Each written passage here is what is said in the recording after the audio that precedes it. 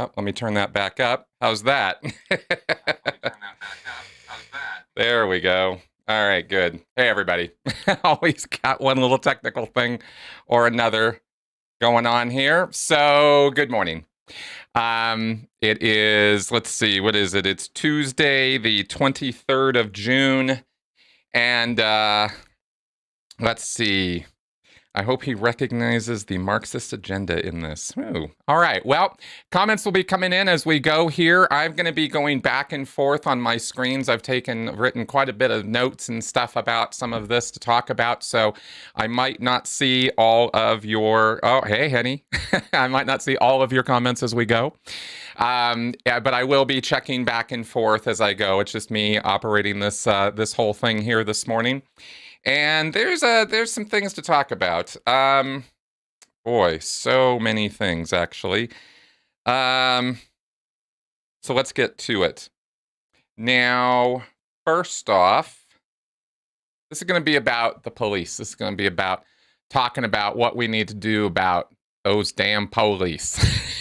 And there are quite a few things that we got to do about this. So let's just, I don't know, maybe we should just get into it. What do you think? Let's just get into it. So, okay, George Floyd, Philando Castillo, Michael Brown, Trayvon Martin, none of these things happen in a vacuum. There are reasons that the officers who were involved in these things acted the way that they did. And racism is being presented as the only acceptable reason. And basically that's nonsense. Racism is not the only reason any of this stuff happened. It's not even a mainline reason that it happened. It's a factor. It could have been a very, very important factor in single incidents. But when we look at the broader picture here, there's a lot more going on than that. And it's not to diffuse attention away from the fact that racism is a problem or that racism exists. It's to talk about this in such a way that we look at actual causes so that we can look at actual solutions. Because I'm sick and tired of seeing cops murdering people. I'm sure everybody else is. In fact, we know everybody else is. We got protests, we got marches, we got this, we got that, and we should, because it's bad. We shouldn't have American citizens, innocent people being, murdered in the streets for no good reasons. But racism is, like I said, not the only reason that happens. It is, there are a myriad of factors here, and focusing on only that one is not going to help us navigate the labyrinth of reform that's necessary. If we want to really talk about changing the police as an institution, then we have to look at a couple things historically to see what sort of things have already changed the police as an institution in significant ways, and what we need to do to undo maybe some of the unintended consequences of some of those earlier decisions. Which, by the way, we ourselves were kind of a contributing factor of. Ike asks, where's the lady? She's working today. She'll be here tomorrow night. My beautiful wife, Melissa, who often joins me on Wednesday nights, has a job. And so she's working. All right. So first off, I wanted to sort of just kind of position this a little bit with, I don't know, I don't want to call this a rant, but there's a little bit of a double-edged sword situation here that I wanted to kind of point out.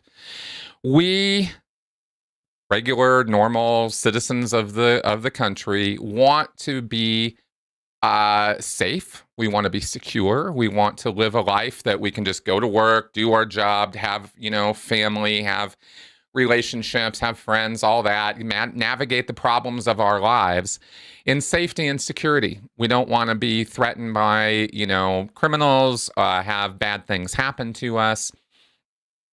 The only problem is that criminals look just like us.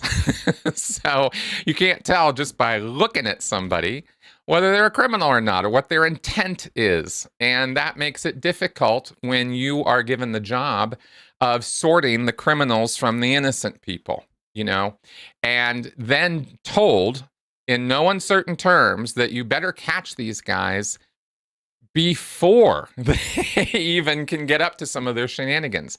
Proactive policing was supposed to be about preventing crimes from even happening in the first place, which makes it even harder because now you have to differentiate the criminals from the innocent people before the criminals have even done criminal things.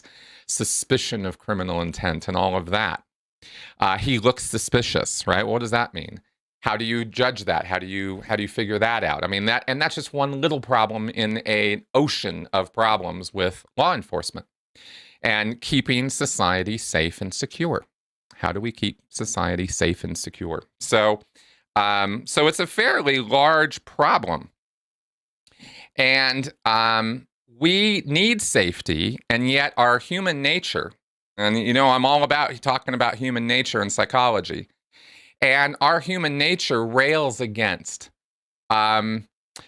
being controlled, having bonds placed on us. And this is the kind of behavior you can observe in little humans easily. We all know this, right? This is one of those obvious truths. You put a baby in your lap, and he's sitting there, and he's happy, and he's content, and he's going along doing what he's doing, and then you hold him. Then you put your arms around him, or you start holding him in place, and he starts fighting you. He doesn't like that. Most kids don't like that, right? They don't like to be bound in.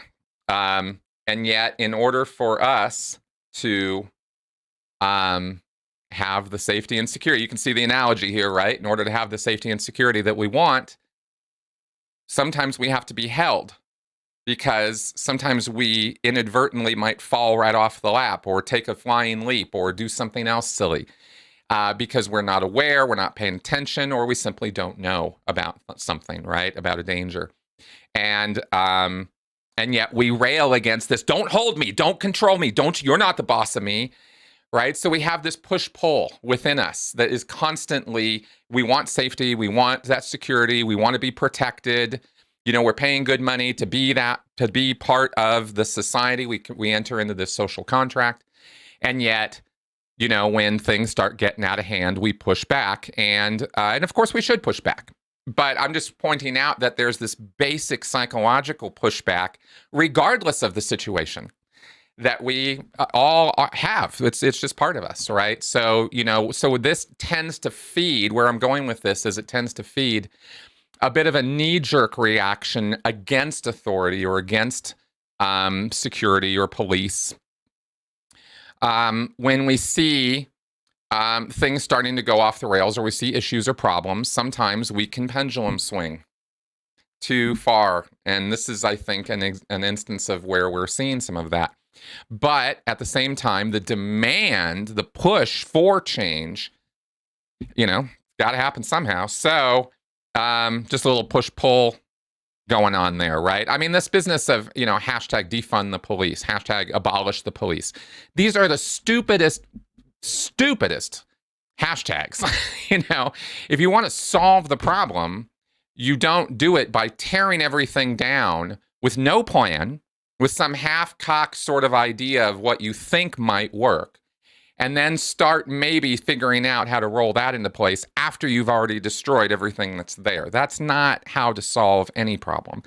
Certainly not this kind. I mean, maybe that might have been how to solve, the Third Reich or something, but we weren't trying to rebuild them. We didn't want any part of that, right? The police, the function of the police in our society is something that we need. And so abolishing them, defunding them, taking it all away, not very workable. And for those who, have the idea, yes, I know, Chris, but that's not what defund the police means. It means this and this and this and this. Well, I can get 10 different answers as to what defund the police means from 10 different people.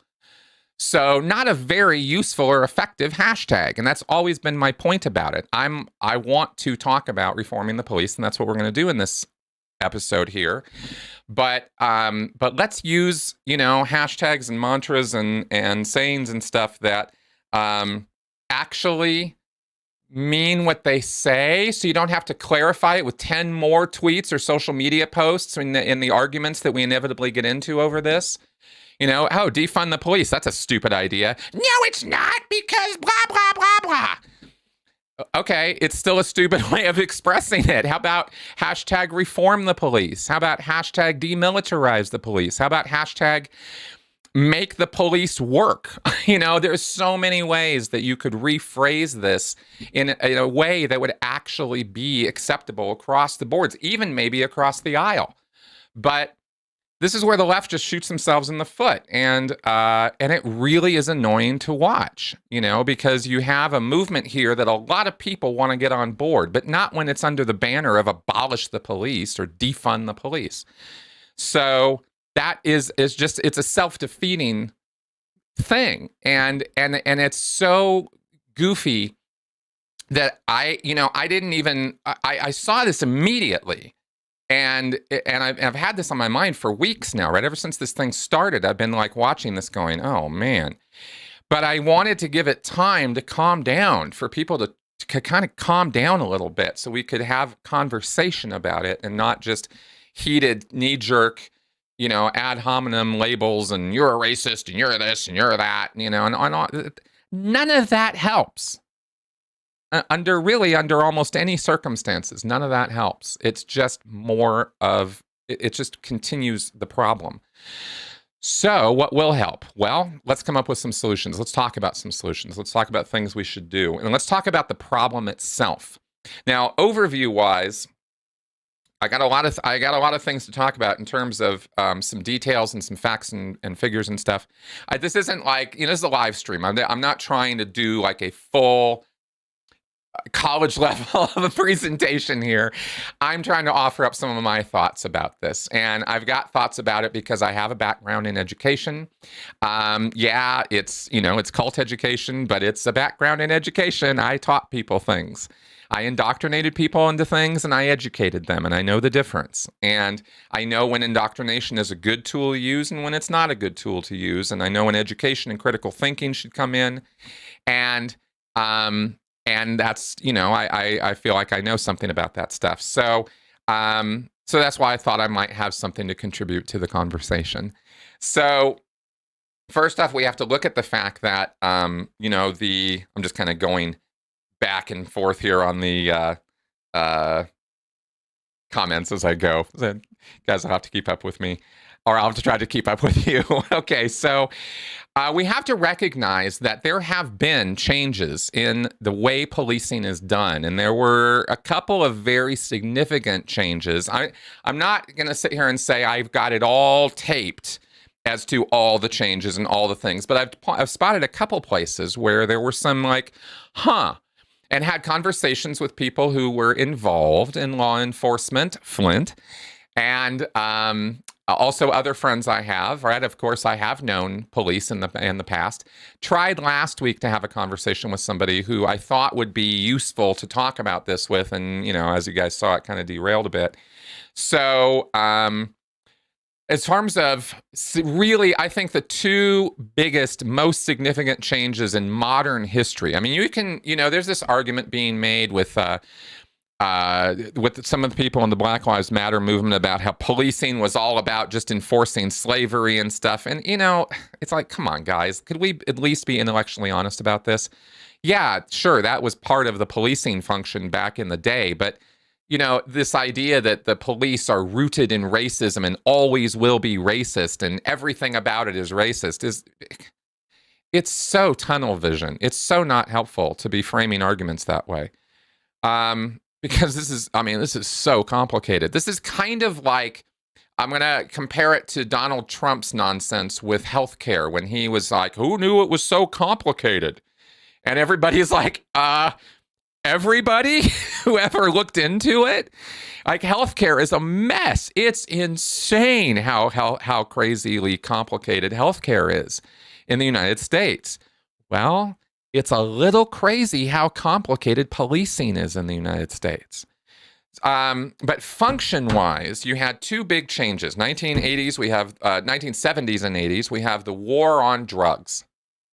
And then after 9/11, we had the War on Terror declared. Now, both of these are propaganda devices that were carefully crafted and put together in order to create a sea change in how laws would be enforced and how prison would be run, how the justice system would deal with the societal ills of drugs, running rampant over our society, and then terrorism. And terrorism was, in more recent history, because I think that's within living memory of many people, although not a lot of the young people who are out in the streets right now, they really don't recall what that actually was like. When 9/11 happened, I was in the Sea Org and I knew it was bad. I mean, it was amazing what happened. I mean, it just the whole country was it was like a silence that just came over the whole country for a couple days. Everybody was just in such shock. There really hasn't been anything else like it since. And the demand for change, for safety, for security was ubiquitous. It was everywhere. I mean, we had never been attacked on American soil that way before, not since Pearl Harbor, really. Not in a significant public way. There had been terrorist incidents. I'm not saying that there wasn't anything happening, but, that affected everybody at a national level. No, not like that. And so the response to that, typical knee-jerk response, right? Because we all freak the fuck out. And that was not a small freak out. We wanted safety and security. We were told by Bush and Cheney and Rumsfeld and other people that we would have that if we gave up some of our rights. And we said, yep, you can have them.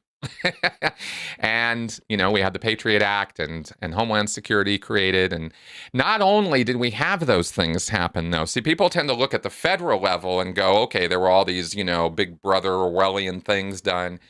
But we also had a massive change in how law enforcement was conducted, because law enforcement then became part of the Homeland Security infrastructure, you could say, and counterterrorism became a component of policing. And that is, kind of important. So, okay. Now, another thing I want to point out about this, and then we'll get into and then we're going to dive right into the specifics of police training and how I believe the police should be reformed. But I want to say that, the war on drugs and the war on terror, when I say those are propaganda devices, what I mean is that the drugs and terror are two faceless, amorphous sort of nebulosities. They are enemies that we will fight or could fight forever. When do you declare victory in the war on drugs? When there's no more drugs? Does anybody really believe there's going to be a day when we don't have drugs? And then the war on terror. Okay, well, terror is an emotion. It's a response to bad things happening. Do you really imagine there's a future where we don't ever experience terror or terrorism, war on terrorism, where people aren't that extremists of some flavor are not willing to do horrible things to other people in order to make a point? Do we really envision a future where that's a reality? Because I don't. I don't see how that's ever possible with human beings being how we are, unless we all somehow are controlled in such a rigid manner to such a degree that it makes, Big Brother, 1984, Scientology, the Sea Org look like kindergarten. I mean, if you really wanted to control a population so that they would be safe from any chance of being terrorized, what would you have to do? You start thinking about that, you go, God damn, there really isn't any full safety from these kinds of factors. And these wars on these things are what rationalize Orwellian methods and, authoritarian methods of control of populations in order to keep them safe. And people will just keep giving over their rights and keep giving over their responsibilities, we're really being honest, so that they can feel safe. So we have it in us to knee-jerk in the wrong direction with this, is what I'm trying to point out. And the war against racism is the same kind of war as the war on drugs and the war on terror. It's an unwinnable war against an amorphous concept that can never be defeated the way we understand it. So it's pretty much propaganda. And I don't really like propaganda used that way, in a way that embroils people in endless wars, endless problems, endless spending to justify the war, right? To persecute the war, prosecute, anyway, carry it out. So so I wanted to point that out, because there are unintended consequences to our fear and our knee-jerk responses to that fear.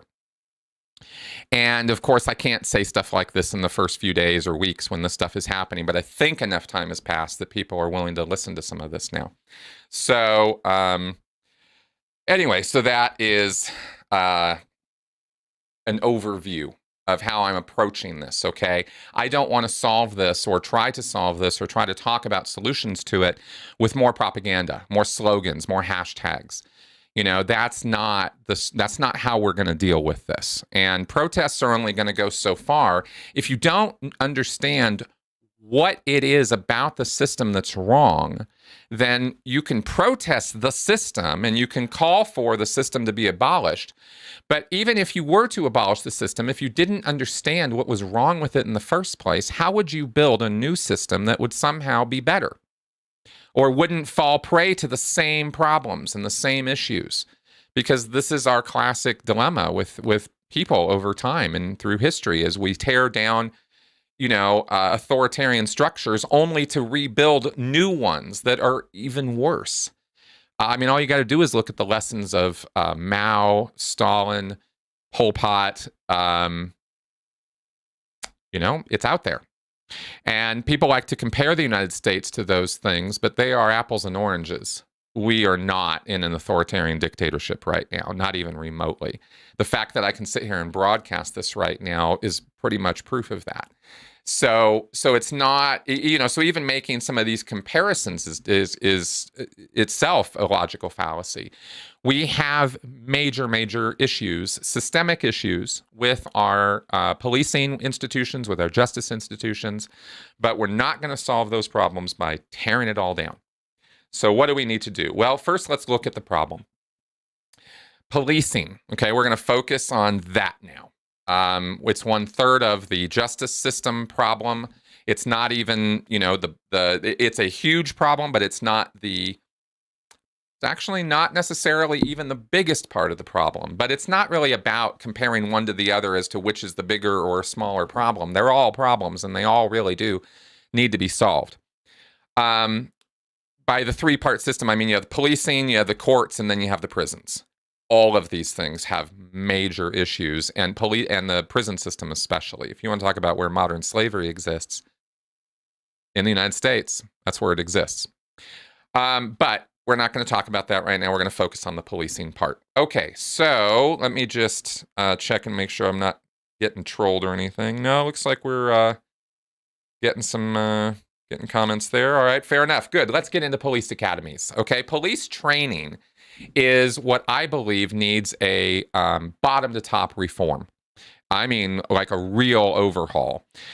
First off, police academies. Okay, that's the first entry into police training. Academy training, when you even just barely start looking into this, you see this morass. You're like, wow. Compared to what you think it should be or how it could be, the potential for change, for positive change here is enormous.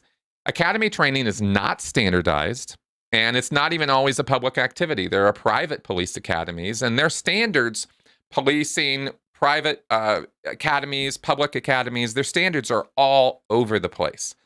Average time for academy training is 6 months.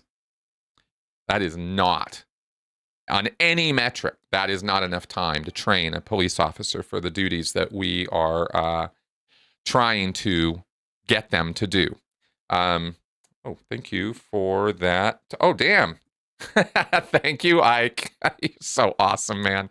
I really appreciate your super chats. Thank you. Um, okay, and here's the comparison. And I did talk about some of this last week, but I'm doing this all as a new episode as though last week didn't happen.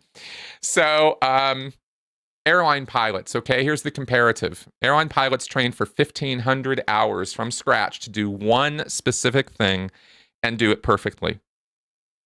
Most of their job is also done by autopilot now, but that never really takes away their ultimate responsibility. And it's not just the pilots, it's the entire crew. You know, there were, somebody reminded me of this, and I'd read about it in this book called Intelligent Disobedience by Ira Chaleff. This is a really good book. I really recommend you guys check this book out. It talks about, you know, there's all these books out there about how to be a good executive, good leader. Well, how do you be a good follower? Right? Ira talks about that, and he talked about the airplane problem. He talked about how, you know, there were safety issues and all these problems, and they applied analysis and communication techniques, and they figured out how there would be resource management on airplanes so that they would be safer, and it works. And this has been something that has been worked over and worked over and worked over. And airline travel is the safest travel in the world for this reason, because people were freaked out about flying. Airplane tragedies are always like, you know, front page headlines. And the government administrative bureaus and agencies and things that were tasked with dealing with this actually did their jobs. I mean, it's when you learn how to fly, you find out it's a bit of a mess. All the rules and everything are like kind of, Jesus Christ, this is complicated. But what you can say about that system is, as complicated as it might be and difficult to learn, it works. And compared to the policing, you know, we got some lessons we could learn from that. So I just make the comparison that just to train a pilot to go into that system, 1,500 hours of work, not just class work, you know, practical work, actual flying, etc. And you get a pilot who can safely fly airplanes. Police are responsible for about 5 or 6 times the amount of complex work that airline pilots do in the present system. Because, you know, look at all the things they have to do, right? They have to triage every instance, every situation that they are put into. They have to figure out what's going on. Who are the good actors? Who are the bad actors? Who is lying to me? Who's telling me the truth? I mean, that alone is the challenge of the century. But now you're going to throw into the mix domestic abuses, children, civil issues, drugs, mental health issues. All of this is dumped on our police. It's put right in their lap every single time they go out on the road. And we expect them to be perfect. We expect them to not make, at least not catastrophic mistakes. And statistically speaking, in a country of 330 million, you really expect that there's not going to be issues and instances of problems. Of course there are, but the preparedness for these situations is sorely lacking, right? If I think I feel pretty safe in saying that if airline pilots, to beat that analogy to death here, were as poorly trained as police, we would be, everybody would be going nuts, because there would be a lot more airline crashes and airlines would not be as utilized as they are. Okay, so getting on here. Johnny No Stars, thank you very much for that super chat. Yeah, in Finland, the police academy takes 3 years, and just to get in, there are physical and psychological tests. Death by police are in single digits. Exactly my point. All right, so police training doesn't even come close to that standard of what airlines do. How long does it take to go through the police academy? Each academy and state have their own requirements, but typically it will take around 6 months. The basic program is an average of 720 course hours. Okay, these come from, I'm literally quoting from various sources of looking around on the net at police training academies and what they consist of. Since the federal government delegates law enforcement to the state and local level, There are no national criteria for police certification. Instead, each state has established its own requirements for police academies.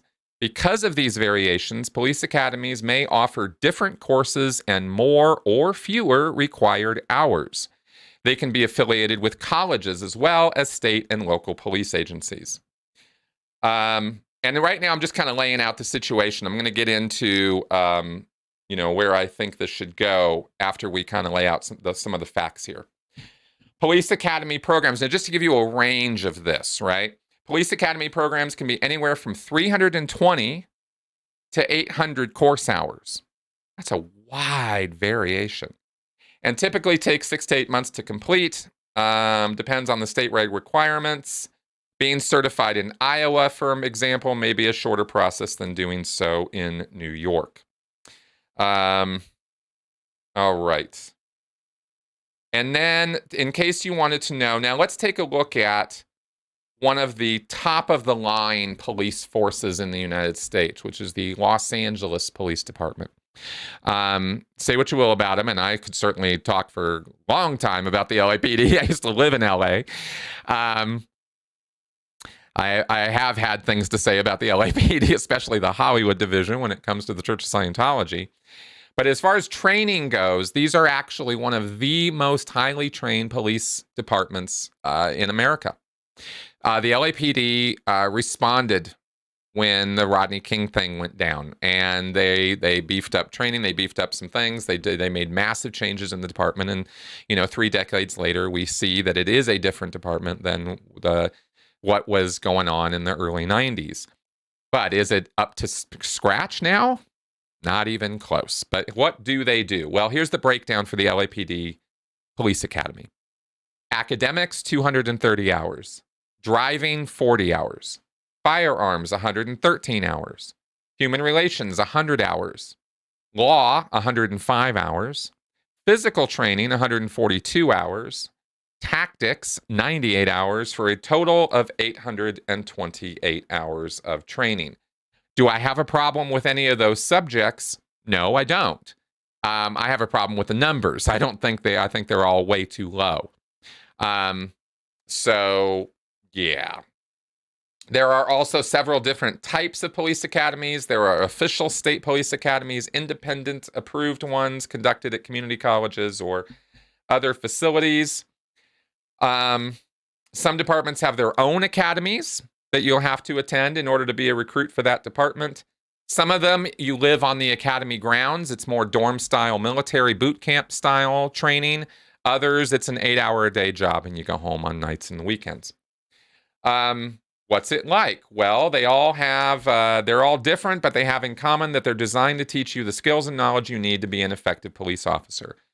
Now, I'm all about individualizing training or customizing training for individuals when it comes to getting them to be able to understand different principles. Training in theory and in knowledge-based education requires that you get it across to an individual in such a way that they can think with it, understand it, critically think about it. There's different levels of understanding people come to or bring to the table when they are going into a classroom situation.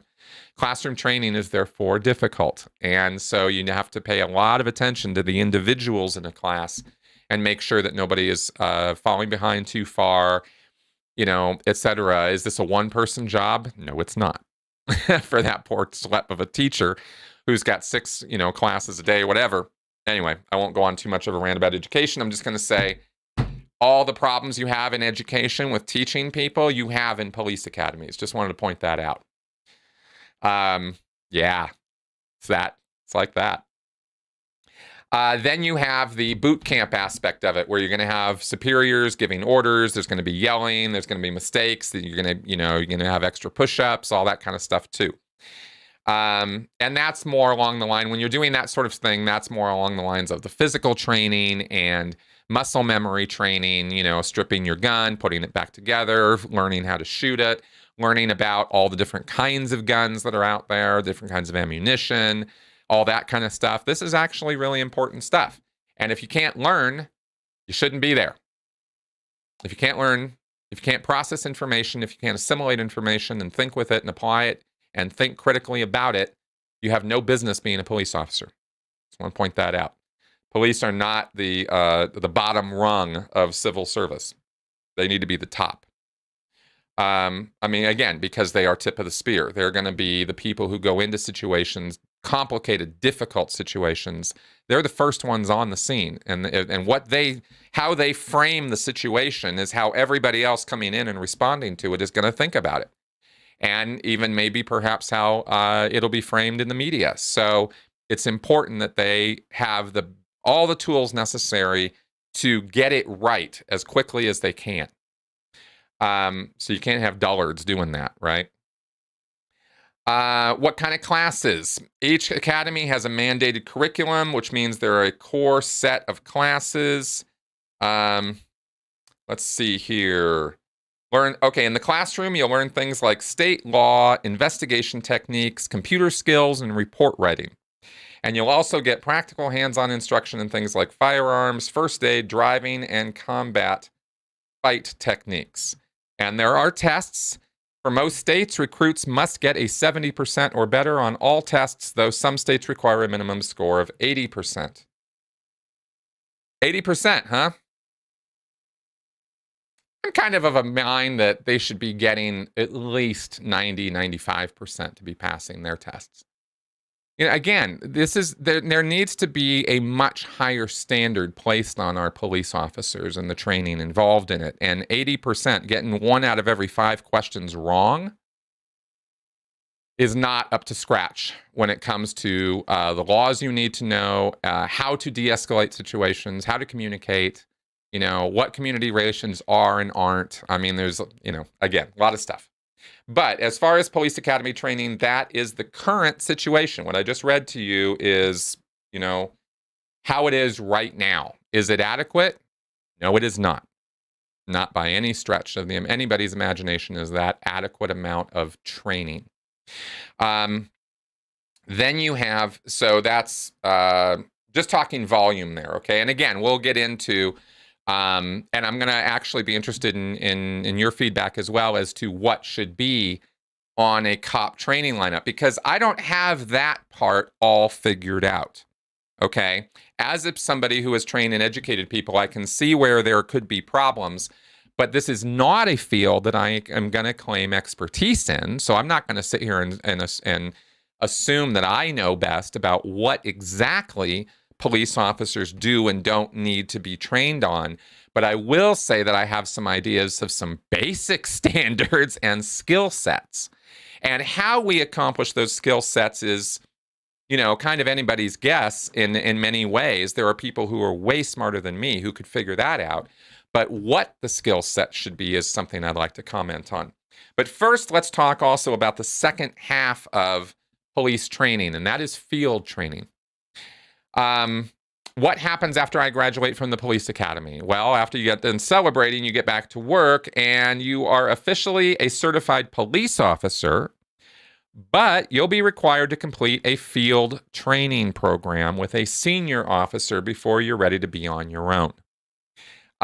Each rookie is paired with a field training officer who acts as a one-on-one guide to law enforcement. So basically, this is your apprenticeship or your internship. And you're paired up with somebody who we assume, I believe, in most places, is required to do some degree of training in how to be a field training officer. But also, this is somebody who has been had years of experience in the field. That's what qualifies them to be a field training officer, one of the things. And so how do we vet our field training officers? Not well. Derek Chauvin, the guy in Minnesota who killed George Floyd, was a field training officer. And in fact, one of the 4 officers who was there watching this all go down was his apprentice or intern or trainee. Guy should never have been a cop in the first place, much less a field training officer showing these guys the ropes. Are you kidding me?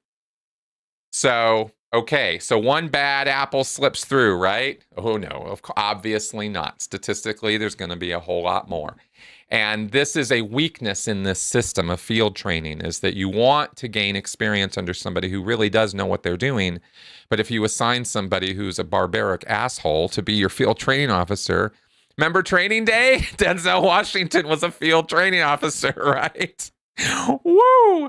So, you can't have a coin toss or dice roll as to what you're going to get with a field training officer. This has got to be somebody who is the best. And we're already trying to raise the standards across the boards. And these guys have got to be the best and brightest of the ones who are training the new guys. Okay. Are they all the best and brightest? Well, maybe not. And maybe we can do something about that. Okay. Getting another super chat there. Couch. Thank you. Thanks, Couch. All right. Yeah, exactly. Flint says an FTO should have 0 complaints and actions against them. I would say that they should have, I don't know that 0 would be the standard in terms of complaints, because, you get assholes who complain and try to make trouble for people.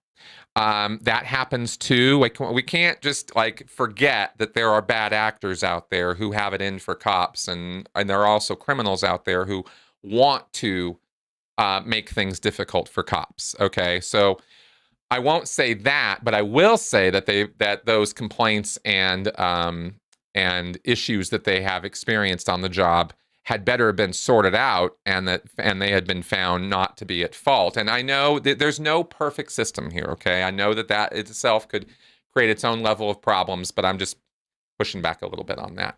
But I agree that they should be the top flight guys who are not the ones who were involved in questionable shootings, corrupt, any kind of internal corruption or issues, right? We don't want anybody with anything like any of that anywhere near field training.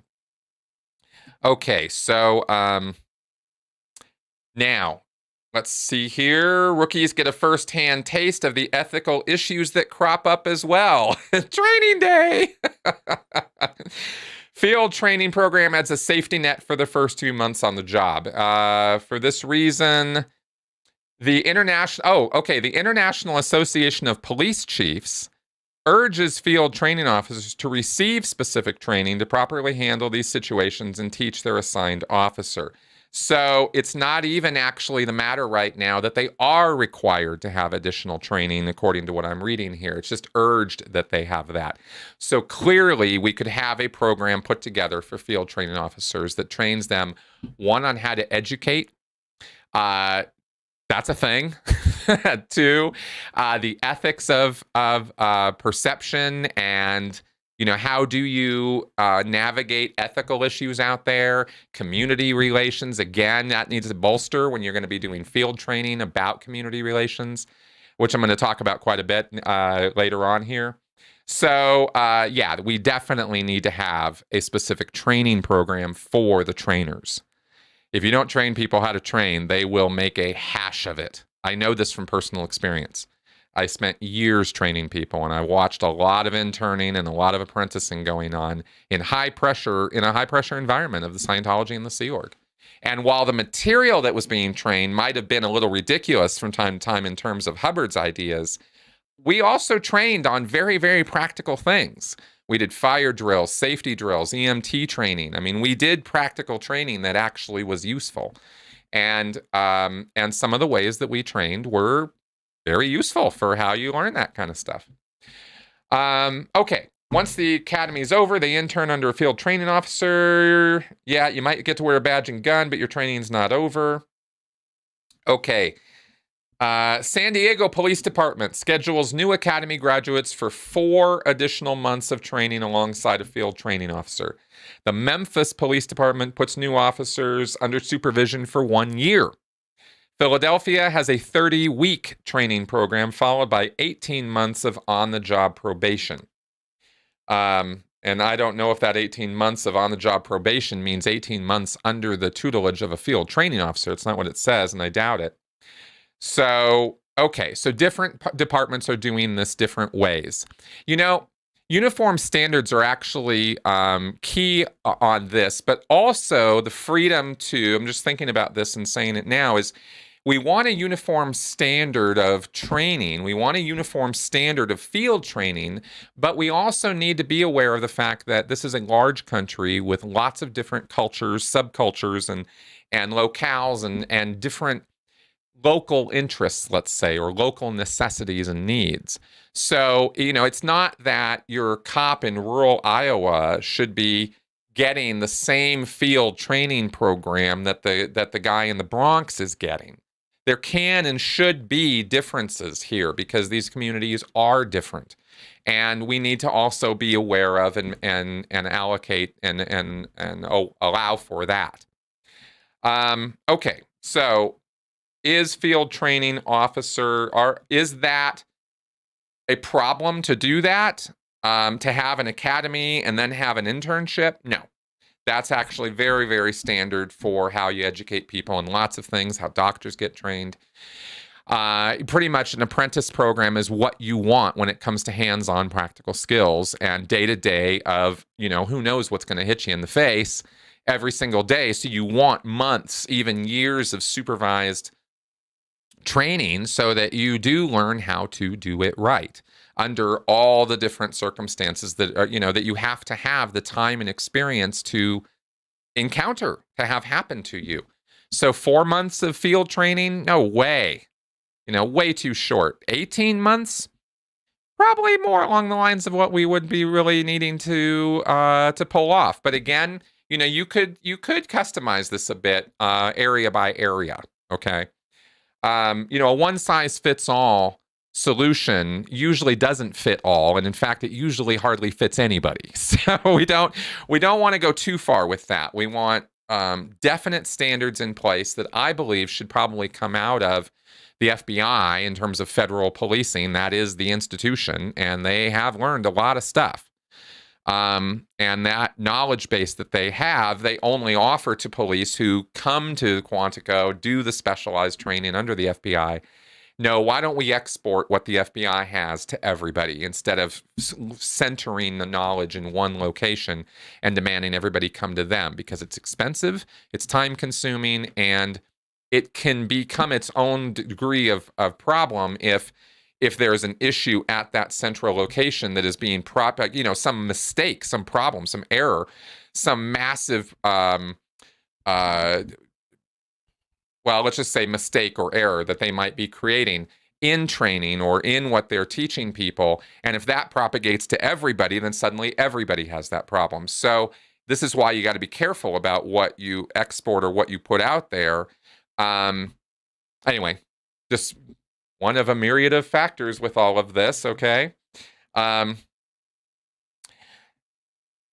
we have to, all I'm saying is that local needs need to be looked at, local situations need to be looked at and accounted for in the field training.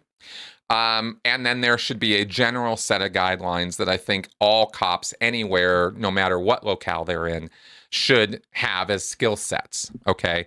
Community relations is a skill set every single cop should have.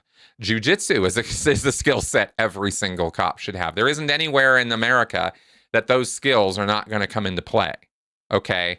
But, cops in rural Iowa or Ohio or whatever, at farmland, right, out in the middle of Kansas, are going to be protecting people who have a whole different mindset and need set than people in an urban environment like, the middle of Hollywood or the middle of, Baltimore or something. So paying attention to those things is clearly important. Okay, so the two-part training program or two-part training process isn't problematic, but what's in those training programs is what needs to be bolstered and bolstered big time. And this is another reason why the defund the police thing is so stupid, because we actually need to fund the police in a very, very substantial way. They need a lot more money for things, not to buy more tanks, right? The whole 9/11, let's make the police counterterrorism units, let's make the police into little military units, was, had unintended consequences. And those consequences are what we see all over the streets of the United States right now, where they dramatically over-respond to the threat by protesters. We don't need that. We don't need a militarization of the police. But at the same time, I'm a little loath to say that because there are some things the military does that the police would benefit from. But rolling around in tanks on America's streets and using those, that kind of massive firepower against a regular Joe citizen, obviously is not part of the solution to all of this. Okay. So let's see here. Oh, and by the way, on the thing, I don't think I was clear earlier, so let me be clear that in reforming the police, we absolutely have got to also lift up all the other social services that go alongside the police, because police are the first triage point. They're the first point of contact, like I said before. We all know this. But then we kind of pretend that, that we don't or something when police do something off the rails. Police need to be bolstered in their understanding of mental health, community services, first aid, like all the different situations, social work that they're going to encounter, because they're going to probably run into it first. Then they need to know how to de-escalate that situation so they can then call in the social workers, the actual experts and professionals, so they can take it over. Right? It sounds simple. What's the problem? All right. So, now we get into the vetting of the police. Okay. So this is probably the most difficult part of this process of reforming the police, is how do you put a mechanism of vetting in place so that we have enough police to get the job done, but we don't have unqualified crazy people as police, or we don't have people who are trigger happy, or we don't have people who tend toward extremist mindsets, or who have anger management issues, or who are suffering from, combat PTSD. Ex-military often go into the police. And we want that skill set to come into the police in a way, but we don't want the trauma to also have to come in there and be, sprayed all over innocent people who don't deserve that. So how do we vet this? This is really, really hard for a number of reasons. It's not unsolvable. It's not like there's nothing we can do, but I just want to point out that it's not as easy as it might sound. How do you find out whether a person has anger management issues? How do you find out if a person is suffering from PTSD, and what do you do about it? How do you treat it in such a way that the person can still act responsibly and moderately and still retain full, skill set of situational awareness, de-escalation, even negotiation, etc., before they're pulling out their gun and shooting people? This is the big question. So clearly we need a process that not only tests academically and emotionally, like through interviewing, background checks, of course. We do background checks, criminal background checks, sort of questionnaires and testing. Is that enough? Clearly it's not. Clearly what we're doing now isn't adequate to the task, so we need to beef it up. We have to engage with these people one-on-one, somebody who actually can ask sharp and pointed questions and elicit honest emotional responses from the person so that they can get how this person will respond under stressful situations. Policing is stressful. There is no way around it. And human beings respond to stress through fight or flight. So a key part of the police academy training has got to be getting a person into a headspace where they don't go fight or flight in stressful situations, where they can go into a confused mess of a domestic abuse situation where both people potentially are going to turn on you, and keep a level head, and be able again to de-escalate it. So that requires what we call situational awareness. It requires being unemotional, being able to stay objective. And again, techniques that will keep that fight or flight from kicking in. So you need some pretty level-headed people. This is where education comes in on psychology and on critical thinking. and on sociology to a degree. They got to understand groups and how groups operate too. Like, we really demand a lot from these people. So we really need to load them up with the ammo that they need to do the job. And that requires a lot of information.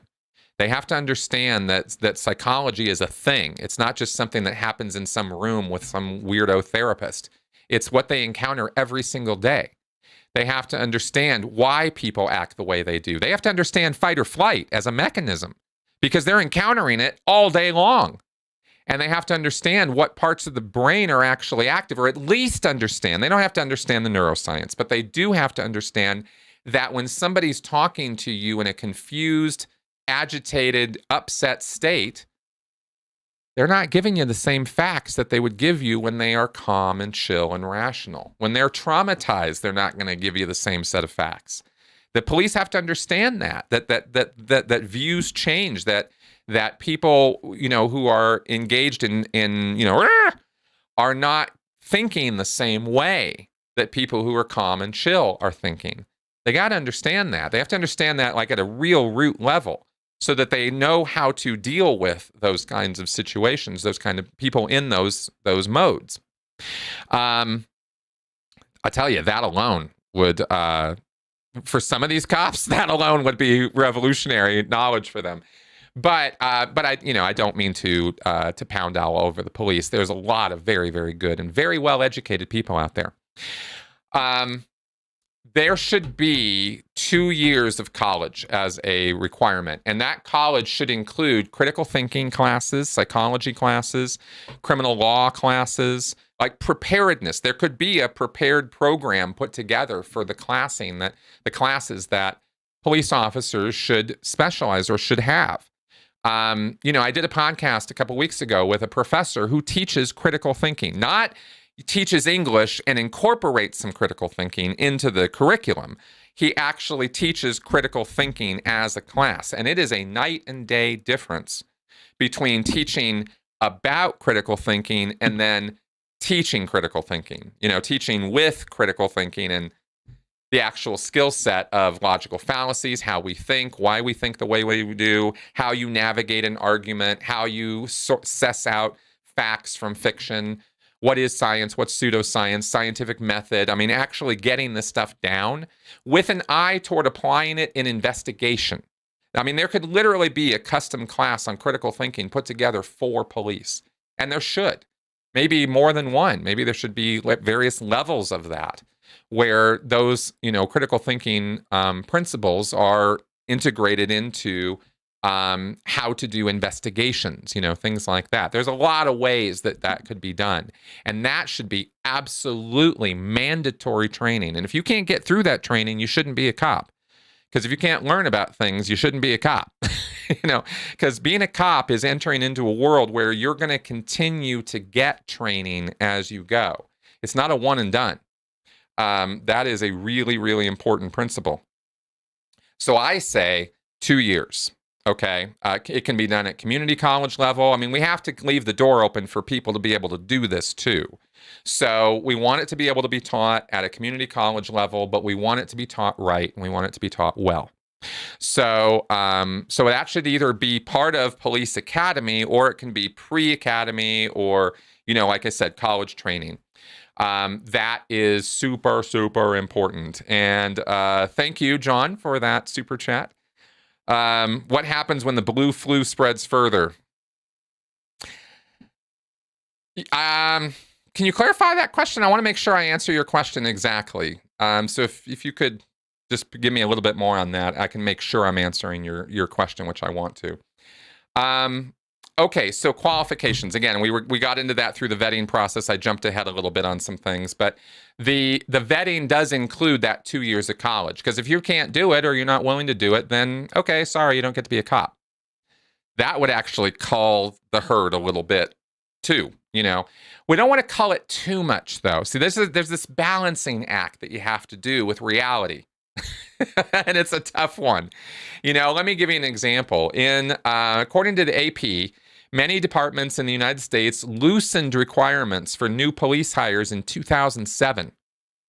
The combination of a diverse economy, low starting salaries, and the war in Iraq had negatively affected the number of police recruits across the country. That's interesting, isn't it? Consequently, some police stations, including Boston, Oakland, and St. Petersburg, have opened up recruitment to older and less physically fit applicants. Some departments are even hiring people who have used illegal drugs in the distant past. However, the restriction barring convicted felons remains intact. Yes, obviously, convicted felons should not be police officers. But you do want to maintain you need a steady stream of recruits, because you're going to have turnover, you're going to have loss, you're going to have attrition through all different means. And so the door can't be shut so closed or so tight that we don't get anybody in, and we have to loosen restrictions in order to get more of a flow of people in. And this is like I said, it's a balancing act. It's a tough one.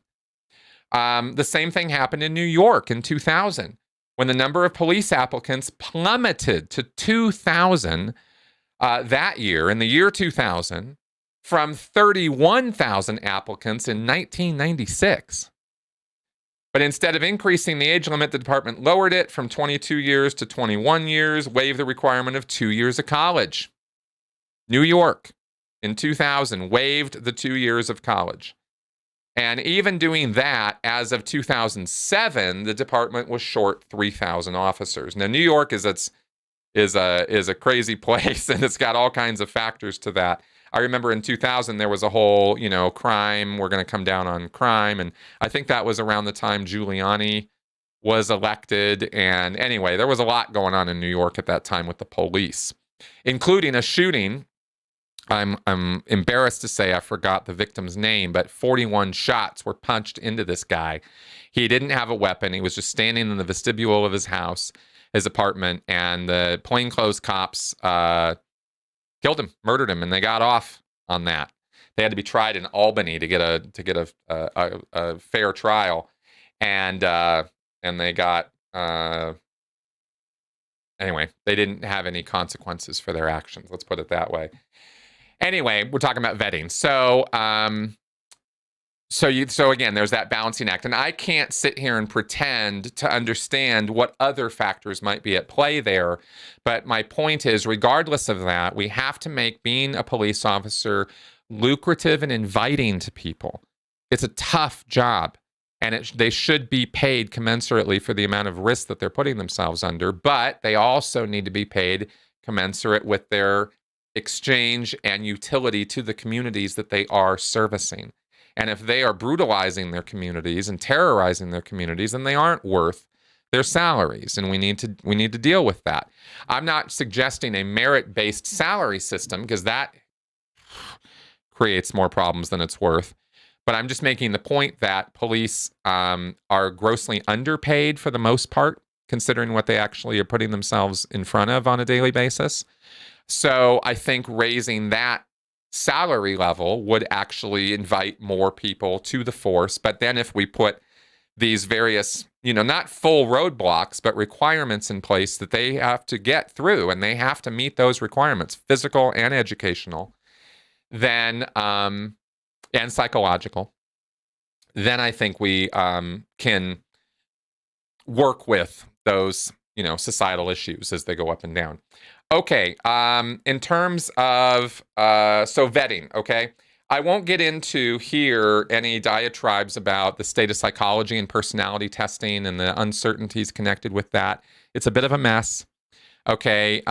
We don't want to do Briggs-Meyer on them. We don't want to do Scientology's personality test on them. We don't want to do that. We don't want to go in that direction, because, down that path lies a lot of dragons of pseudoscience. We don't want that at all. So, yeah, somebody's saying that they're not underpaid. Maybe in New York City they're not. I can tell you that there are other places in the country where they are. Okay. Ongoing training should be part of the full reformation of this, okay? Let's see here. Jocko Willink says that 1/5 of their time should be spent in ongoing training. I think that makes sense. The police are, there's a one and done attitude with the police academy in that there are physical requirements they have to meet. X number of push-ups, X number of sit-ups, running X number of miles. That should be an ongoing standard. Maybe as they age up, those physical standards can be lowered in terms of once they become a detective versus a beat cop versus administrative personnel, right? You get the idea. You can change up the standards around in different places, so long as you know that in order to be the beat cop or in order to be the on-the-street detective or something, you got to hit those physical requirements. I think those should be in place throughout the career. And that's so as to stay in shape, so they're not hanging at the donut shop. The classic trope, right? But the point, of course, is that you can't just call it a one and done. You want the skill set in the academy of the various things we've talked about and will talk about, but you can do the ongoing training. For example, martial arts training is something that is an ongoing thing. It's not a one and done. You don't go to the academy, learn how to do a chokehold, and think that's all you got to know. I am a firm believer right now, knowing what I know and seeing what I've seen, that police, every single one of them should be an expert black belt in jiu-jitsu. Because that's how you take somebody down and control their body without hurting them permanently. And cops need to know how to do that, right? And they do need to know how to do chokeholds. The problem, of course, is when they abuse the power and we go, they're abusing it, take it away from them. No, let's figure out why they're abusing it. Let's get the abusers out of the way, but let's not deny this vital tool of unarmed response to conflict in order to not permanently hurt the person that they're responding to and yet still effectively control the situation. Because if you take unarmed response out of the toolkit, then you leave them with tasers, batons, and guns. And those hurt a lot more than being restrained and brought down to the ground and handcuffed or zip tied. A lot more. You can permanently hurt somebody with one tap on the head with a billy club, right? If you do holds right, if you do jujitsu right, you don't end up with those situations or those consequences. So we want them to be better at that job, not take those tools away from them. That's my argument on that. I know that people are going to disagree. I don't care. I that's my position on that. Okay. I don't usually not care about things, but that one I'm pretty sure I'm on safe ground with that one. Scenario-based training is an ongoing process. This is actually one of the most important things about all this. Ongoing training has got to, because you cannot give somebody 6 months, a year of training on anything and expect that they're going to be able to go through and drill or practice every single circumstance they're going to run into. There's just not enough time to do that level of training. So what you do in the initial training lineups is you give them more than a taste, okay? You got to get them competent. They've got to get to a level when they're out of the academy that they are competently able to do the skills you've trained them in. But then you just want to advance that competency to higher and higher and higher levels. And there really is no limit to how competent you can be when it comes to de-escalation, hostage negotiation, communication, shooting. I mean, all the skills that we want them to have.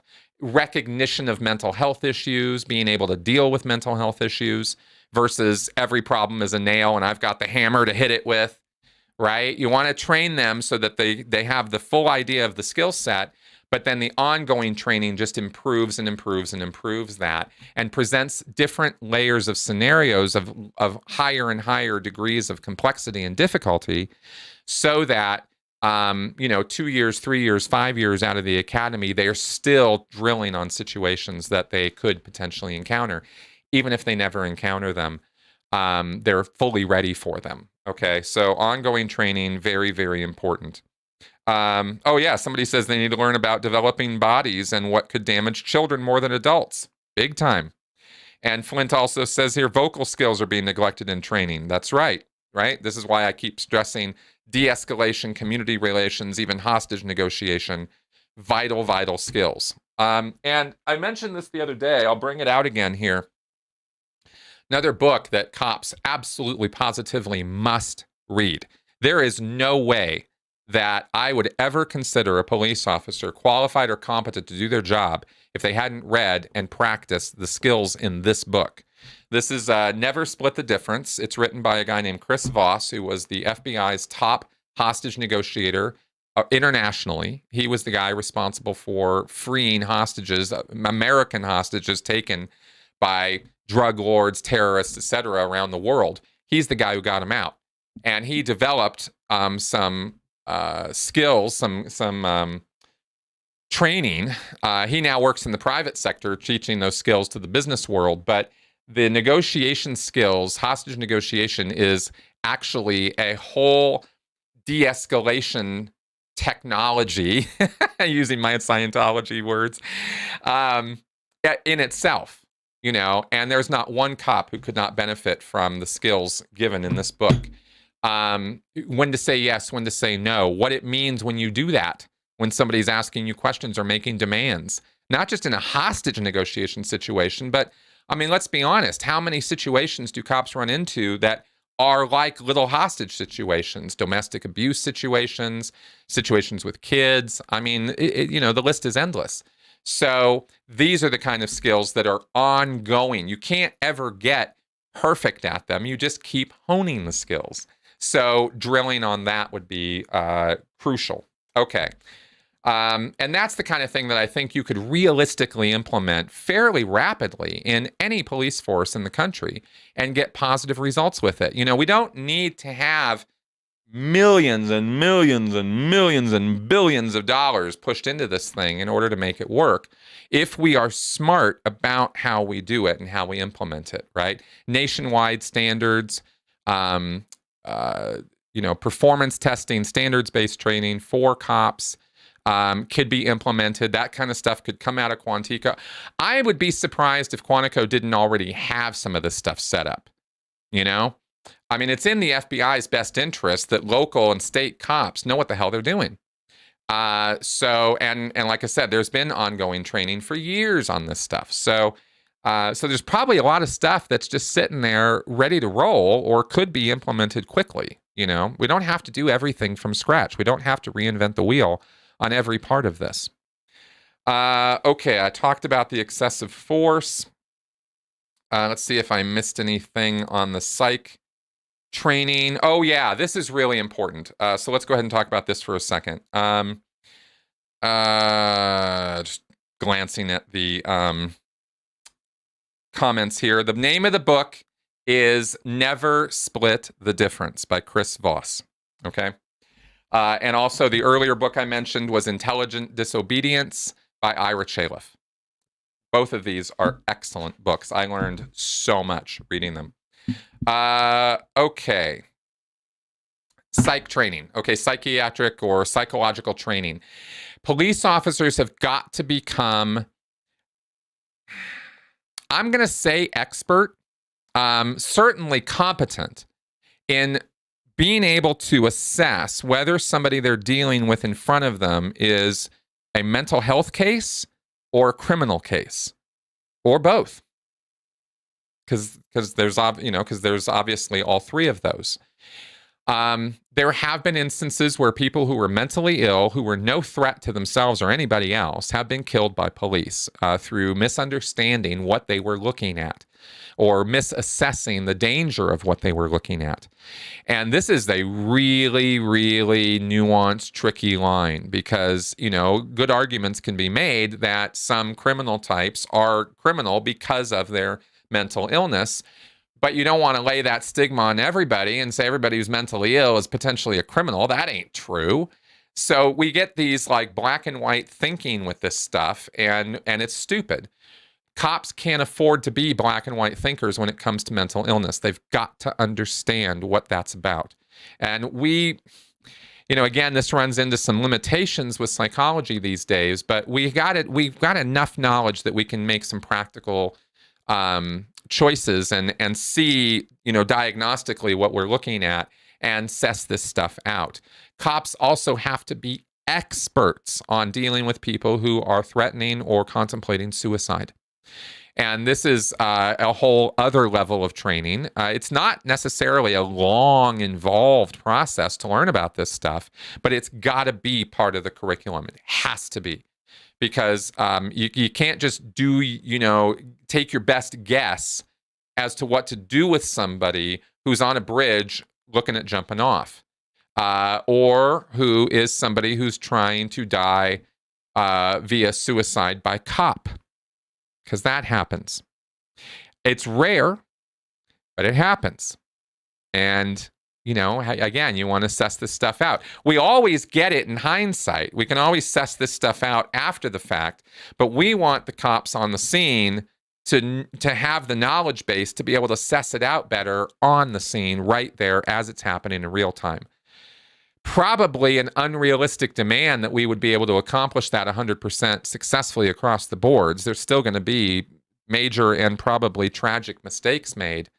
But if they bring more knowledge and skill and practice to the situation, then there's a better chance that they can save lives, even people who are trying to take their own. Because that's, almost all the cases, when you're able to, not all the cases, but a lot of the cases where you're able to stop somebody from committing suicide, they are thankful.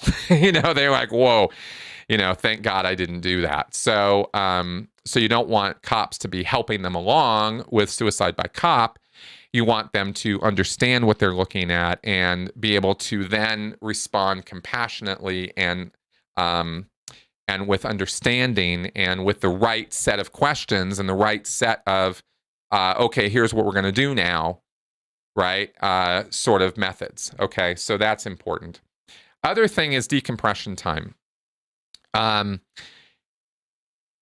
Cops suffer various levels of trauma in their day-to-day. Any day of the week, a cop could end up seeing horrifying things. I don't even have to, elucidate them for you here. These are just their day-to-day. You know what I'm talking about. Grisly crime scenes, horrifying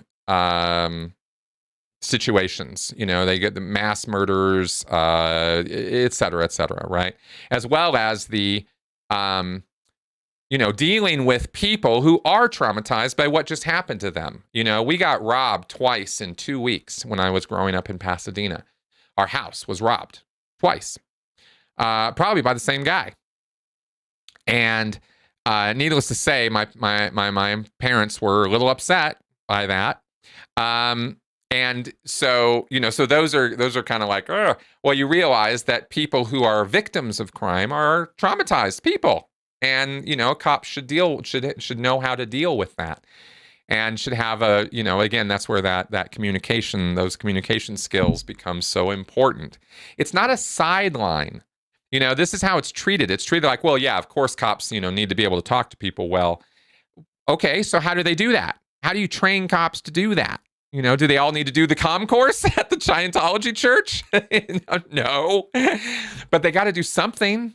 They can't just you can't just say, okay, well, go to Toastmasters and learn how to communicate to people. I mean, that doesn't help. You got to give them something. And this is, again, the point of continuous training too. So, but decompression, sorry, got off on that communication thing. Decompression. Getting their balance or their center back, right? If they go to a scene and it's a literal bloody mess, different people are going to have different responses and reactions to that. Some people are going to see something like that, and if they don't get some counseling, they're going to have problems. Other people, okay, been there, done that. I'm okay with that. I've seen that. I'm okay. And they're not traumatized by it. So it's not a one-size-fits-all thing. When it comes to counseling and trauma and decompression, every single cop is going to be different. They're all different human beings. So we want to have enough care that they get that time and counseling or help if they need it. but be mindful of the fact that some of them might not, or not to the same level or degree, but we check in. We check in. We check in. You know, and we make sure that their headspace is as best it can be. You know, obviously you can't demand some kind of, you know, universal standard that all police are going to be mentally stable. What does that even mean? You know, but paying some more attention to their mental health would probably do wonders. Okay. And then the last bit of reform. Now, I mentioned somebody's asking in the comments there about, yeah, Flint, I will put these books in the description to the video. Thank you for recommending that. Obsidian mentions about the demilitarization of local police. They don't need tanks and military-style artillery. That's what the National Guard is for. Yes, I agree. I completely 100% agree with that, and I mentioned it earlier. This actually gets to my last point, which is, let me just cruise up here to see if I got a clarification from John. Blue flu spreads further. Police strikes in Atlanta, New York, etc. Oh, John, I get what you're asking me now. You're talking about cops calling in sick in protest of things. You know what needs to happen there is there's this sort of assumption being made right now that all cops just act racist and protect each other and they're all just a bunch of horrible assholes. And that's not true. You know, cops can protest too. And when they are feeling that they're on the receiving end of injustice, that's what they do because they're humans. Now, whether they are or are not at the receiving end of an injustice, I can't say, but I can say I understand the mindset of, hey, here's one of our cops who did exactly what he was trained to do, important point, and now he's being punished for it.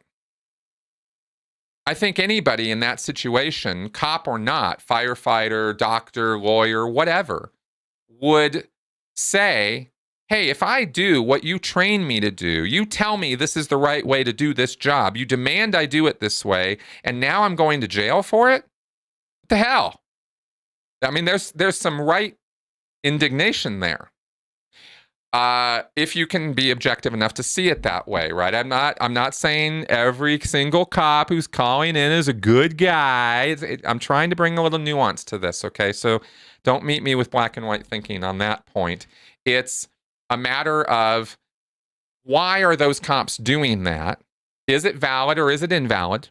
But let's be honest about it. And the media right now is not being honest in their reporting about this. They are being very one-sided.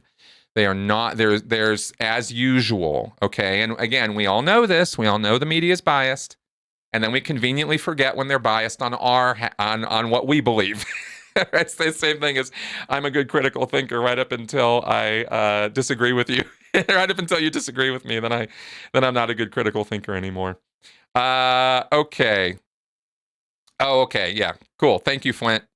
Okay. So as far as the blue flu thing goes, John, I hope I didn't push back too hard there. I'm saying let's just look further into it and see what that's really all about. Because, you know, this training thing is not to give bad behavior by cops a pass. I'm not saying that because they were badly trained, we're now going to give them a pass. But if we don't include that as part of the picture of what we're looking at, is it really fair to blame somebody for doing exactly precisely what they were trained to do? You know, by meeting that with a criminal charge? I mean, it's a tough question. It's hard. It's not an easy question. You might have, you know, what you think is an easy answer, but it's not. All right. Anyway, community relations. Okay, community relations, and this is where the militarization of the police forces has gotten out of hand. Where you know, but more importantly, you know, the militarization of the police was an effort to solve terrorism, was an effort to solve drugs, the drug war, right? We're gonna declare wars, and then we're gonna gear up as though we're at war. That's how all that happened. And we all agreed to it. Now we're seeing the unintended consequences, and we go, oops, that was a mistake. So let's pull back. Police went out of the business of community relations to the inverse ratio of them going into the military business. So we got to rein that back, and the way it's going to take a lot. Once you when you mess up a relationship, it's a lot harder to patch it up than it is to establish it in the first place on good ground. And cops used to have better ground. They used to have better community relations. There used to be not to go back to the good old days, but there was a pre-9/11, there was a pre-1980s, 70s view, and cops did get along with their communities better. We see this also in the British system with the bobbies and the guys who not even walking around with guns on, and they're patrolling and policing and relating to their community. And this is a thing that we give lip service to, but we really don't pound the ground and make it a reality. There's too many opportunists in this mix who have it in them to try to rile people up against the police, against institutions, because they're on some opportunistic kick. And I'm not even talking about one group. There's tens of them out there that rile up people against institutions in order to foment discord and discontent and keep things hot. Because for their special interest group, that's how they make money. That's how they get support. They present themselves as the solution to this systemic problem.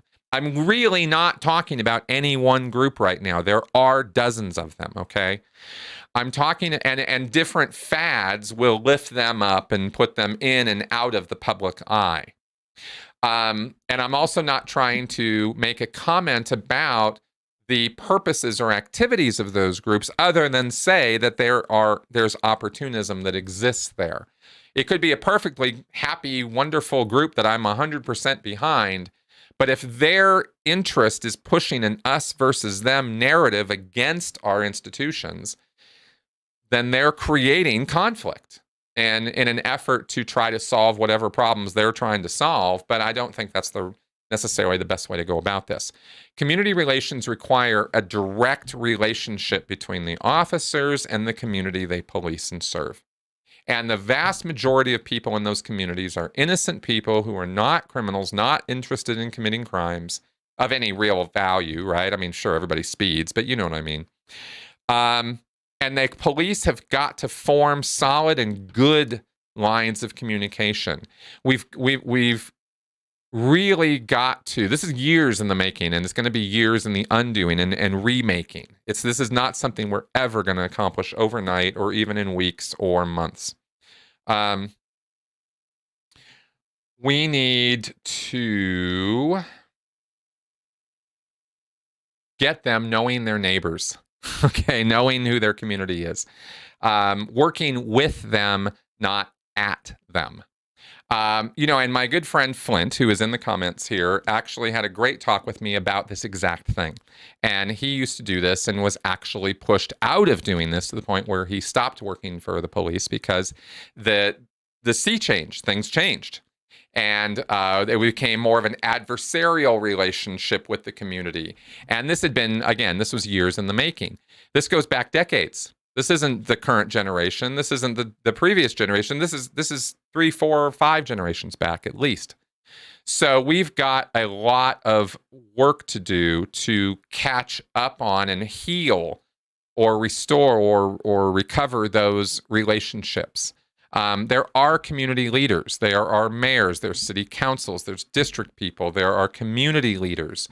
Police need to have strong ties with these people, not hey, how's it going sort of ties. The community is the group of people who have knowledge about their community. They're going to know where the drug pushers are. They're going to know where the criminals are. There's a value in the job of policing to have good, solid relationships with the communities. So it's not just a community relations PR issue that I'm talking about. I'm not talking about photo ops. I'm talking about boots on the ground, actually working with and communicating with the communities. So, and in a positive way, and we get some of that. We see some of that. The media seems to absolutely hate it because they hardly ever show it. But that's what we need to restore. And I think that starts with the training again and the whole attitude of policing, where it's an us, not us versus them relationship. But this has to be understood by the communities as well, that it's a difficult relationship to form and maintain because we demand that police identify the criminals. And the criminals look just like us. And sometimes they act just like us. So how are the cops supposed to tell the difference? It's hard. And it would be in our best interest to recognize that they are burdened by a problem of magnitude. And we can assist them or we can fight them. It's probably in our best interest, and certainly in theirs, that we all be working together. And of course, given the current attitudes and ideas about the cops, I'm talking Martian right now to a lot of people, and I get it. Because I'm talking about an outcome that I think would take years to produce. It's not a short-term thing, especially in the inner cities and especially in the urban areas. This is huge. But there's also plenty of rural areas, especially in maybe the South, where, there's been years of what we'll call systemic oppression, against communities. Let me make a point on that about the systemic oppression and stuff, because we kind of contribute to that problem a little bit too, with our demands on the police to stay safe, to be protected, right? But we don't want them oppressing people. We don't want profiling. And yet 90% of the police calls in Pasadena come out of 10% of its geography. What do you do with that piece of information? The police are not the ones who are ever going to solve the socioeconomic vacuums of opportunity that exist in those communities. The police, it's not their job. They can't do anything about that. Their job, their mandate is stop crime, keep order, keep people safe. That's as far as their powers go. Yet we blame them for racial profiling, criminal profiling, for coming down on people too much. Okay. Good. But 90% of the crime comes out of 10% of the geography. So most of the and I'm just talking about Pasadena here. This is where I grew up. So most of their attention is going to be focused on one area. Most of their suspicion is going to be about one area. What do you do about that? How do you know what I mean? Like, okay, well, we just won't be prejudiced. Good. How do we do that? Like we all kind of throw common sense out the window on some of this stuff. Like how do we do this? We need very smart people figuring this out. And in the meantime, we have cops with their mandate to keep order, to keep the peace. And we have crime localized in very specific areas. This is why the uplift that has to happen across the boards. The social services work that is necessary to support what we want the police to do is immense. I've barely thought about the problem. I mean, in terms of I've been so focused on the police, and I look at how we want to distribute these services and bolster them up, and I go, yes, it's about time. Stop calling it defund the police, please. Let's call it something else, like reform society, build a safety net. How's that for a hashtag, Like there's lots of ways we could communicate about this in more effective ways. And that's an example even of the kind of problems we run into. Is we all demand solutions with defund the police, which is the exact opposite of what the solution actually is. And then we insist and fight each other about how right we are about the words we're using. If we can't get over that, how are we ever going to build a better society that doesn't profile people? How can we expect that we're going to do that if we can't even control ourselves enough to use the words that actually make sense? Like we can check ourselves a little bit on some of this too. But point is, we're dealing with the cops right now. So let's talk about that. We need this social safety net and the social services and the social components of this and the mental health components of this.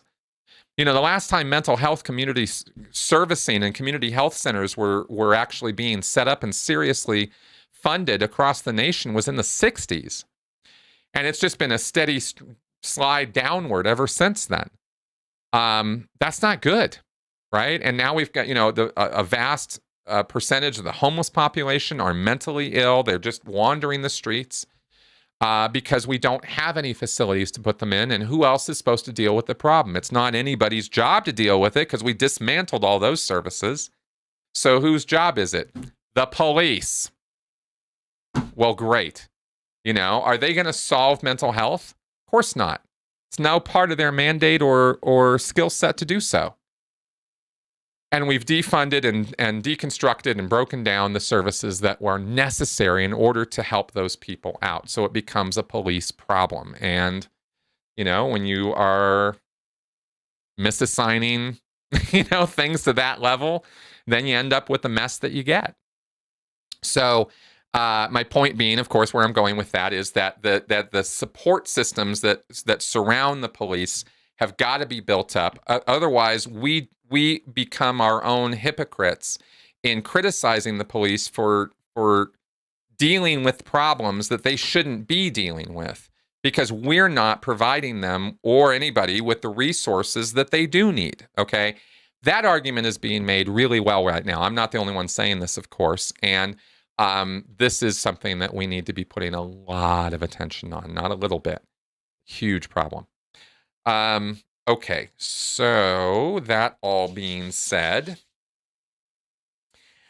yeah, I think Robin's missing my points a little bit. I'm not talking about justifying racial profiling. I'm talking about, please tell me what it is exactly precisely you're supposed to do if not profiling people. I'd like to know. Because the problem exists. It's a problem, right? How do we solve it? Well, don't do that. Okay, we won't do that. What do we do? That's the problem. Anyway, okay, so let me just kind of look through here and see if there's anything. If now would be the time to ask me any questions, because now I can give you my full attention to the comments here. So if I missed anything or you have anything that you'd like to say about what I've said so far, because I'm moving toward the summarize and wrap up phase of the live stream now, but I do want to address anything you guys might want to ask me about. So how about we deal with police harassing people without a police call? Sure. Again, community relations, right? It shouldn't be a nerve-wracking, anxiety-inducing experience to have a conversation with a police officer on the street. And we've gotten so far down the scale here that that's where we're at, that we all freak out about it. It's not like I feel safe and happy when I get pulled over by the police. I'm nervous too. I freak out too. I have no idea what I'm going to get, what the encounter is going to be like. And anyway, we're all in that seat right now, and the police need to be the ones who take responsibility for and deal with that, right? By not treating us all so badly. Yeah, of course it's a policy and crime issue. Of course it is. I'm just highlighting community relations as the third arm of this sort of dealing with reforming the police, is we need an attitude change with the police towards their communities. It's been an adversarial relationship. It's been fostered and created to be that way in order to fight these wars on drugs, on terrorism, etc. And we need that adversarial relationship to chill out. And that is a policy point. And it is a crime point. So, yeah. Yeah, civil asset forfeiture. This is actually a problem. No, I'm not saying, Robin, that racial profiling is justified. I'm saying that we need a better system, but I don't know what that system looks like, and I would like to know. I'm suggesting that improving the communication between the officers and the people they police is a step in that direction. As far as asset forfeiture and that kind of thing, all I can really, I'm not an expert on that. I haven't done a deep dive on it, but what I can say is that police are underfunded. And one of the reasons why they get so orgasmic about civil asset forfeiture is because they get stuff, and that's a problem, right? I don't know that civil asset forfeiture, I think it's a contextual thing, probably. I would not make a blanket statement about it one way or the other as far as it should or shouldn't be done. There's certainly bad people out there whose assets should be taken away from them so that they can stop being bad people, or at least stop make it so easy for them to keep being bad people. We want that, but we don't want, abuses. And it's always the push-pull of that makes life interesting. Okay. Yeah. Arrested for simply slamming a door. Yeah, a little ridiculous. Okay. The mean, max, and minimum on the stats. I'll do the best I can. I thought I did a pretty good breakdown, but I get it. The only stats I gave on Pasadena there on the 90-10 percentages is because I lived it. So so I knew those statistics and I lived it and knew those were real. But I can't speak to bigger statistics. And also, thank you though for asking about this or mentioning that, because there was one other component of this that is crucial. Statistics. This is really important. This I actually learned the hard way in Scientology. The importance of this and how off the rails situations can become if you are watching the wrong metrics. You get what you push. And we learned this in Scientology, right? And people will falsify. They will go out of their way to produce the metric that they think you want or that you're demanding from them. And that itself can become its own problem. In other words, if you run police by the number of arrests they make, if that's the success metric for an officer on his day-to-day, how many arrests he's making or how many tickets he's writing or something like that, what do you get? You get a lot of arrests. Some of them completely unjustifiable. Totally off the rails. Cop doesn't care. Doesn't have to deal with it. His stats are up. He's in the acceptable range. He's written enough tickets. He's made enough arrests to satisfy his bosses, his seniors, his senior's senior. But is that good policing? No, it's not. An ideal situation with a police officer is order kept, peace kept, people safe. So the metrics you would want to watch would be lack of incidents. It's kind of like those on the job at construction sites, right? We've gone 99 days accident-free. That's a good metric. That's the metric you want, not number of accidents. It's not number of accidents prevented. Now, I'm not trying to be Pollyanna here. I know that cops have to make arrests, and I know that that's a metric you want to keep track of. But we know that these are open to abuses, and even what we called in Scientology stat pushing, where if that's how you're judged, then that's what you're going to produce. And I learned in Scientology that this is almost a little science in itself, figuring out what metrics or what statistics do you need to watch in order to tell whether a cop or a job is doing it right, and figuring that out in such a way that they can't game the system in the process. This is hard to do.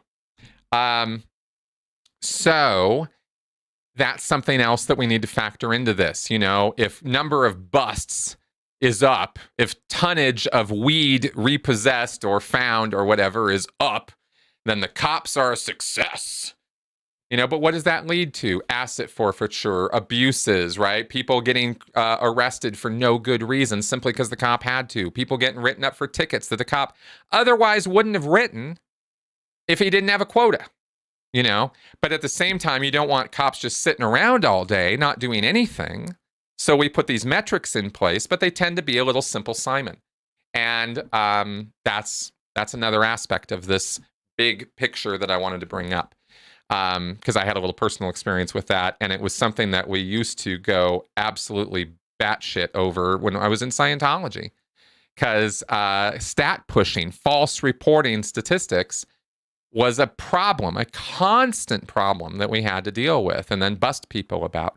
You want the statistics going up, but you put a great amount of pressure on making the statistics go up, and then they do, and everybody's happy, and then you find out the guy's a lying sack of shit because, he couldn't produce that.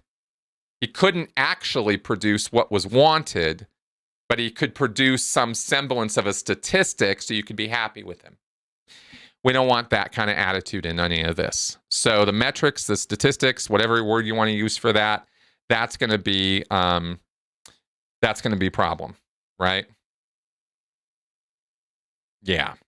I mean, the comments you guys are making here are great. You guys are seeing the problems the same way I am, and they're difficult problems. So I guess kind of moving toward wrapping up here, I guess I just wanted to put this out there all at once. Here's all my views on this. I've been kind of itching to say this stuff for weeks, so I finally did it with your help. Thank you. And I don't know that I'm going to keep harping on this or keep going on and on about it, because I think I've made my points now that I wanted to, and I finally got it all off my chest. And anyway, and I hope you guys enjoyed me talking about this. I certainly enjoyed some of your feedback, and I know I didn't get all of it. I didn't go through all the comments as we were going, but like I said, I did this mainly to do this presentation and hear some of what you guys had to say about it. So thank you very much for coming around and watching me do this. I hope that we can come to some solutions moving forward on all of this. The emotions are still pretty high in some quarters, not helping. It's time to calm down. It's time to get to work to solve these problems and stop just ranting in the streets about them. We need some leadership to now step up and do something. And I don't see in what's happening right now the level of push that's going to be necessary in order to accomplish all the things I talked about here. I just thought I'd throw some good ideas out, or what I thought were good ideas for people to consider, and we'll see what comes of all of this. All right, guys. So with all of that, let's go ahead and wrap up for now. And thanks for coming around. I will see you guys tomorrow night, I hope, at our call-in show with my beautiful wife sitting right here next to me. And I'm thinking that we'll probably start focusing. I got a couple of good suggestions from some of you, and I think we'll start trying to focus each episode on a particular subject and see if we can't get calls around those topics, and see if that doesn't help bring some order to to my newly minted call-in show, and see how we go with that. All right, guys. Talk to you soon. And bye-bye.